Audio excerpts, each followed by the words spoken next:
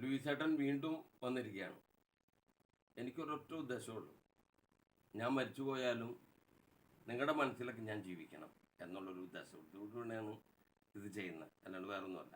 ഞാനിന്ന് പഞ്ചമി എന്നൊരു പടത്തിലെ പാട്ടാണ്, നസീർ ജയഭാരതിയൊക്കെ അഭിനയിച്ച പാട്ട് സീനാണത്. 1976.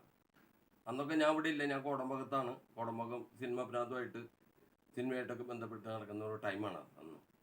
യൂസുഫ് അലി കേച്ചേരിയാണ് രചന. MS വിശ്വനാഥൻ സാറിനല്ല, അതിൻ്റെ ഗുരു എന്ന് വേണമെങ്കിൽ പറയാം. MS വിശ്വനാഥന് സംഗീതം.